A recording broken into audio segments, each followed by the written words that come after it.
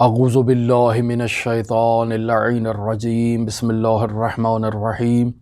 الحمد للہ رب العالمین الصلاة والسلام علی اشرف الانبیاء والمرسلین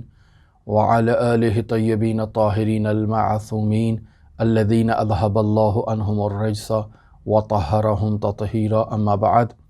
مختلف دینی موضوعات میں ہماری آپ کے ساتھ گفتگو جاری تھی اور طے شدہ پروگرام کے مطابق ہمیں آج مرحوم سید ہاشم حداد کے حالات زندگی بیان کرنا تھے، لیکن ہم یہ چاہتے ہیں کہ اس موضوع کو شروع کرنے سے پہلے جو ہم نے آپ سے وعدہ کیا تھا کہ ہم ہر روز ایک موضوع پر، ایک ایسے وظیفے پر جسے مرحوم آیت اللہ سید عبدالکریم رضوی کشمیری نے اپنے چاہنے والوں کے لیے بیان کیا، اسے آپ کی خدمت میں بیان کریں تاکہ یہ ایک مستقل موضوع ہو اور وہ افراد جو ان عملیات میں دلچسپی رکھتے ہیں اور انہیں انجام دینا چاہتے ہیں اور مختلف مشکلات کے لیے وہ ہم سے رابطہ کرتے ہیں، وہ ان موضوعات کو سنیں اور ان موضوعات میں بیان شدہ مطالب کے اوپر وہ عمل کر کے اپنی زندگی میں موجود مشکلات کو برطرف کر سکیں۔ لہٰذا ہم انہی موضوعات کو پہلے آپ کی خدمت میں کمپلیٹ کر دیں اور مرحوم سید ہاشم حداد کے حالات زندگی بیان کرنے کے لیے انسان کے اندر ایک باطنی کیفیت کا ہونا بھی ضروری ہے، جسے ہم اس وقت اپنے اندر مشاہدہ نہیں کر رہے اور اپنی اس کیفیت کو فعلاً محسوس نہیں کر رہے کہ ہم سید ہاشم حداد کے حالات زندگی بیان کریں، چونکہ مرحوم سید علی قاضی طباطبائی کے شاگردوں میں نہایت ہی گراں قدر اور نہایت ہی حائز اہمیت شاگرد ہیں سید ہاشم حداد۔ لہٰذا ان کا ذکر کرنے سے پہلے میں یہ موضوعات جنہیں آپ کی خدمت میں قول دے چکا ہوں کہ یہ میں مستقل موضوعات آپ کی خدمت میں بیان کروں گا، انہیں آپ کی خدمت میں بیان کر دیا جائے۔ آج جو میں آپ کی خدمت میں عمل لے کر آیا ہوں وہ مرحوم سید علی آغا قاضی طباطبائی رحمۃ اللہ علیہ سے متعلق ہے، لیکن اس عمل کو بیان کرنے سے پہلے میں آپ کی خدمت میں ایک مقدماتی گفتگو بیان کرنا چاہتا ہوں کہ صلوات انسان کی دل کی اور انسان کے چہرے کی نورانیت کا باعث بنتی ہے۔ ایک ماجرا ہے، ایک واقعہ ہے، اسے میں آپ کی خدمت میں نقل کرتا ہوں اور اس کے بعد اصل موضوع کی طرف واپس پلٹتا ہوں۔ ماجرا کچھ اس طرح سے ہے کہ واحد بن یزید یہ اس ماجرا کو نقل کر رہا ہے اور یہ ماجرا کتاب لمعات الانوار میں درج ہے، صفحہ نمبر ہے 51۔ اس ماجرا کے مطابق یہ شخص جو واحد بن یزید ہے یہ کہتا ہے کہ میں حج کے لیے پیدل جا رہا تھا، سفر کر رہا تھا کہ راستے میں ایک دوسرا مسافر آتا ہے اور وہ میرے ساتھ اس سفر میں شریک ہو جاتا ہے۔ اب یہ جو مسافر میرے ساتھ آ کر شریک ہوا ہے سفر میں،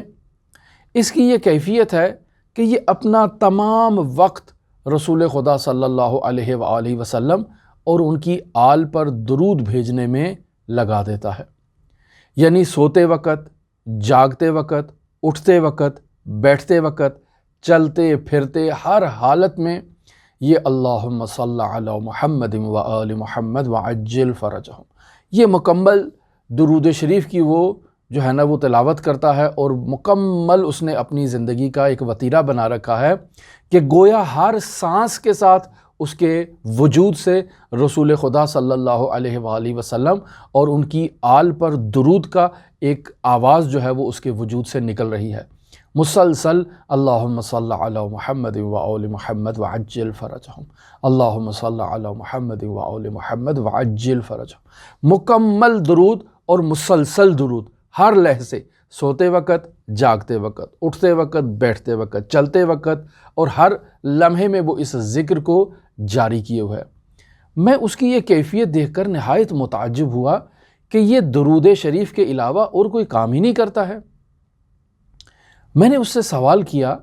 کہ تم نے تو رسول خدا صلی اللہ علیہ وآلہ وسلم کی زیارت نہیں کی ہے، یعنی اس دور میں تم موجود نہیں تھے، آج سے 1400 سال پہلے جب رسول خدا صلی اللہ علیہ وآلہ وسلم مبعوث ہوئے تھے تو تم اس دور میں نہیں تھے، تم نے ان کی زیارت نہیں کی ہے، پھر یہ کیا ماجرا ہے کہ تم چلتے پھرتے اٹھتے بیٹھتے سوتے جاگتے جو ہے وہ کثرت کے ساتھ درود بھیجتے ہو، مجھے اس کا ماجرا بتاؤ، اس کی حکمت بتاؤ، اس کا فلسفہ بتاؤ کہ اس کے پیچھے کیا راز چھپا ہے۔ اس شخص نے جواب دیا کہ میں نے بہت کچھ دیکھا ہے اور میں نے خود سے یہ عہد کیا ہے کہ میں اپنا تمام وقت واجب نمازوں کے علاوہ رسول خدا صلی اللہ علیہ وآلہ وسلم اور ان کی آل پر درود بھیجنے میں لگا دوں گا۔ یعنی واجب نمازوں کے لیے میں واجب نمازیں ادا کروں گا، وہ نماز جب میں نے ادا کر لی تو باقی تمام وقت جو میرے 24 گھنٹوں میں بچے گا اس میں رسول خدا صلی اللہ علیہ وآلہ وسلم اور ان کی آل پر درود بھیجوں گا۔ اب یہ اور بےتاب ہوا کہ اصل ماجرا کو سنیں تو وہ شخص کہتا ہے کہ گزشتہ سال میں اپنے والد بزرگوار کے ساتھ حجاز کے سفر پر جا رہا تھا۔ راستے میں ایک جگہ ہمارا پڑاؤ ڈلا اور میں سو گیا۔ عالم خواب میں کسی نے مجھے آواز دے کر بیدار کیا اور مجھے کہا کہ تمہارے باپ کا انتقال ہو چکا ہے اور اس کا چہرہ بالکل کوئلے کی طرح سیاہ ہو چکا ہے۔ اب ایسے میں وحشت زدہ حالت میں، نہایت ہی آشفتہ حالت میں نیند سے بیدار ہوتا ہوں اور فوراً کہیں وہاں سے ایک چراغ ٹٹولتے ہوئے اٹھاتا ہوں اور اپنے والد کے چہرے کے قریب لاتا ہوں تاکہ مشاہدہ کروں کہ کیا واقعاً اس کا چہرہ سیاہ ہو چکا ہے۔ اور جب میں نے دیکھا تو واقعاً میرے والد کا انتقال بھی ہو چکا ہے اور ان کا چہرہ بھی بالکل سیاہ ہو چکا ہے۔ اب جب یہ ماجرا میں نے دیکھا تو میں نہایت غمگین ہوا، زار و قطار رونے لگا، چونکہ میرے پاس دو غم تھے، ایک والد بزرگوار کا انتقال تھا اور دوسرا ان کی یہ کیفیت تھی کہ ان کا چہرہ بالکل سیاہ ہو جانا۔ بالآخر انسان معاشرے میں زندگی کرتا ہے اور یہ بات جب شہرت پیدا کر جاتی ہے کہ اس کا باپ تو سیاہ چہرے کی حالت میں مرا تھا، یعنی ایسا کوئی گناہ کرتا تھا کہ جس کی وجہ سے خداوند متعال نے اس دنیا میں ہی اس پر عذاب نازل کر دیا کہ اس کا چہرہ بالکل کوئلے کی طرح سیاہ کر دیا۔ لہٰذا ایسے میں میرا معاشرے کے اندر زندگی گزارنا جو ہے وہ نہایت دشوار ہو جائے گا۔ لوگ مجھے طعنے دیا کریں گے، لوگ مجھے جو ہے وہ مجھ سے تنفر کا اظہار کیا کریں گے، نفرت کیا کریں گے، میرے قریب نہیں آیا کریں گے۔ ایک غم مجھے یہ کھائے جا رہا تھا، دوسری طرف مجھے جو غم کھائے جا رہا تھا وہ اپنے والد کے انتقال کا تھا۔ نہایت ہی شدید آہو بکا کرنے کی وجہ سے، نہایت ہی زار و قطار رونے کی وجہ سے میں غش کھا جاتا ہوں اور عالم غشی میں خواب دیکھتا ہوں دوبارہ،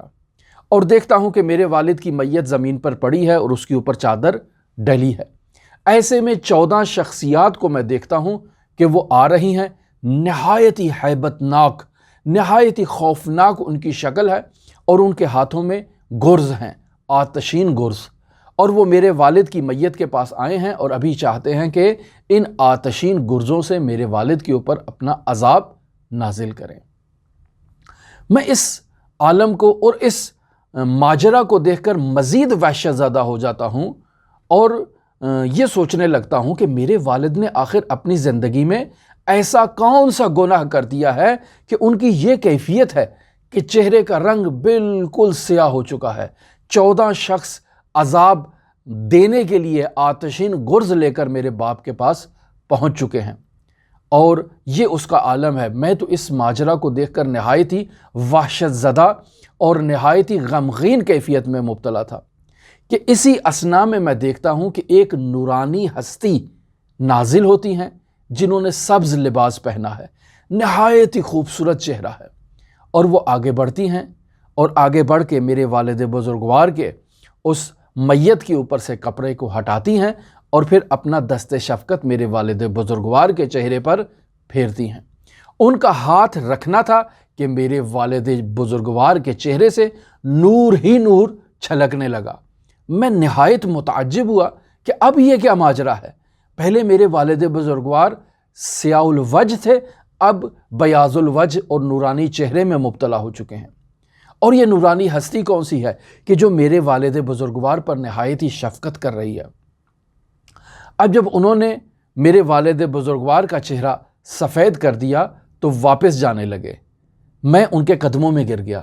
اور میں نے ان کے قدموں کا بوسہ لے کر کہا کہ آپ کو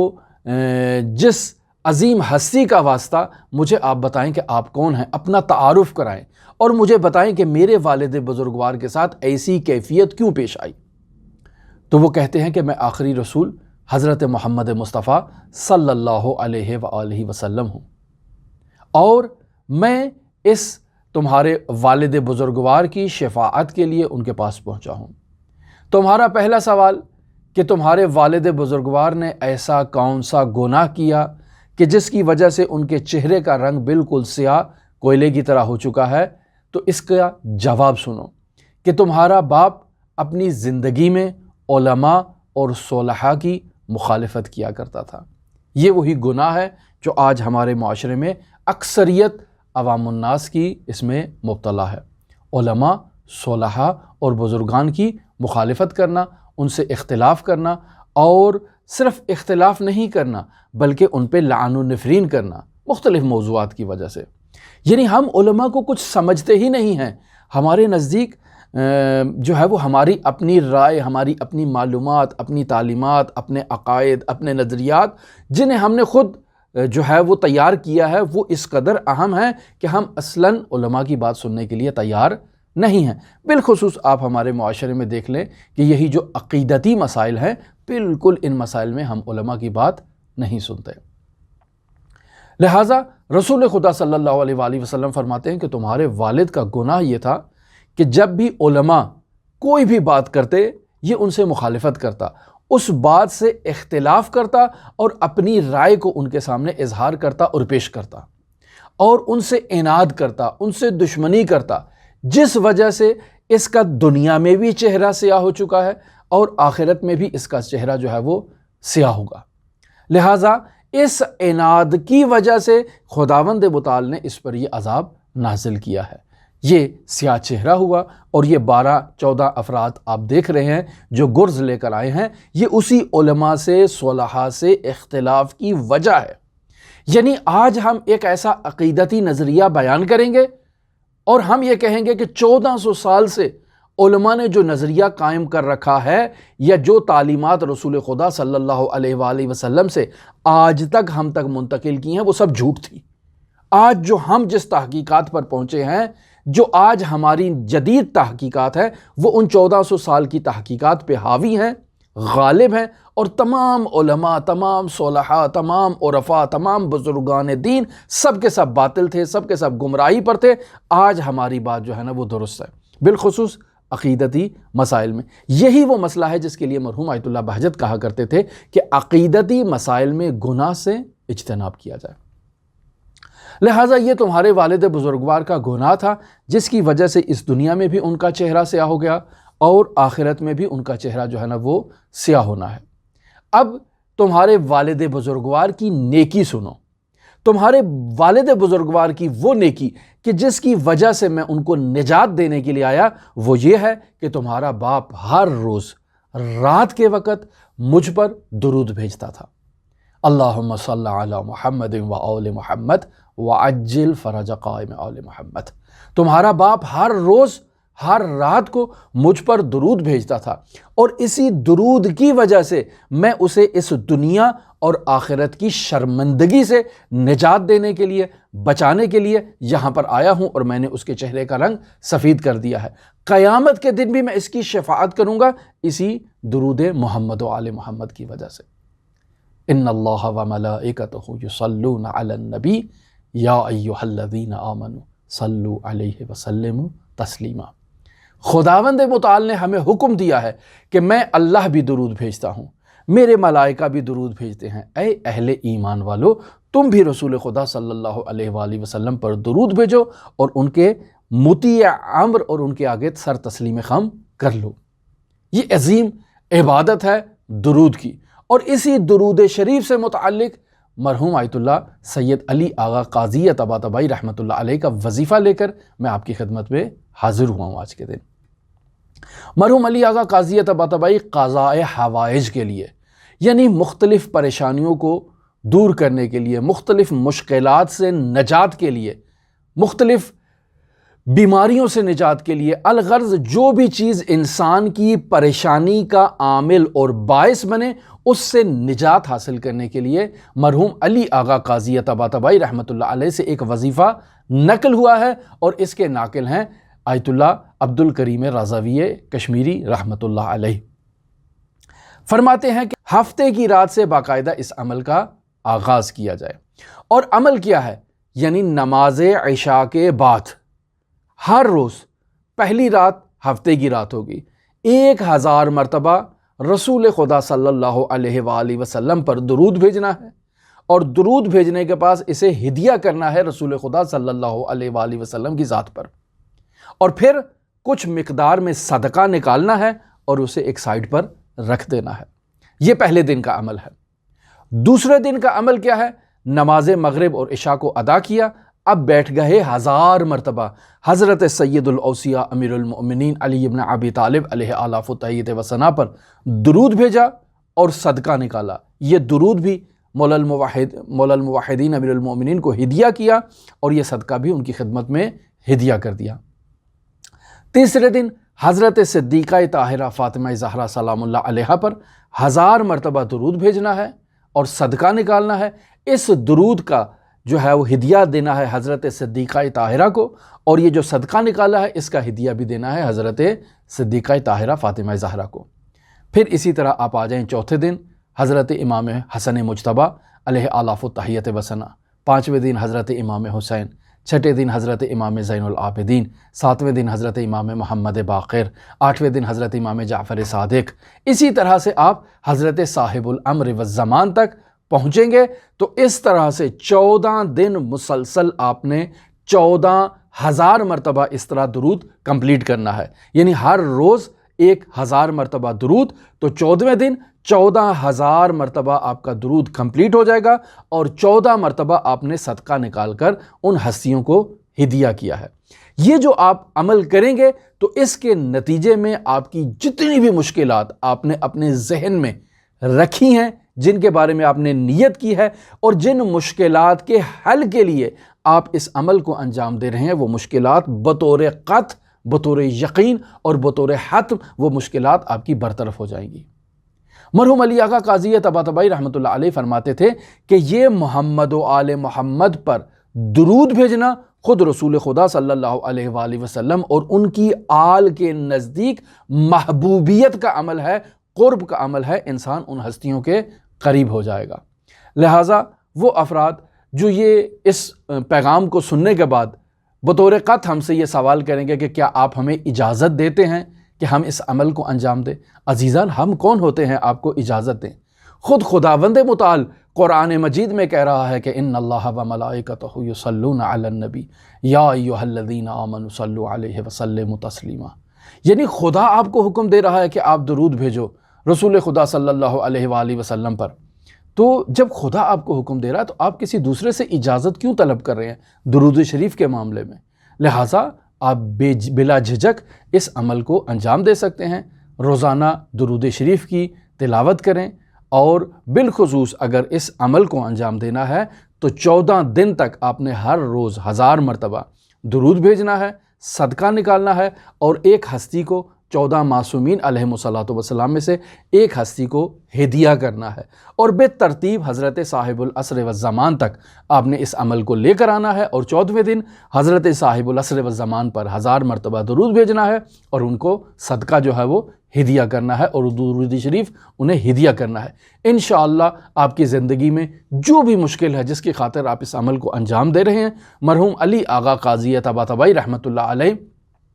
بطور قطع اور بطور یقین کہتے ہیں کہ اس کی وہ مشکل حل ہو جائے گی۔ لیکن شرط کیا ہے؟ شرط یہی ہے کہ وہ آپ کا عمل اور وہ آپ کی نیت جو ہے وہ جائز ہونی چاہیے۔ ہماری یہی گفتگو آپ کے ساتھ جاری ہے، اگر آپ دلچسپی رکھتے ہوں تو ہمارے ساتھ رہ سکتے ہیں۔ اللہم صلی علی محمد و آل محمد وعجل فرج قائم آل محمد۔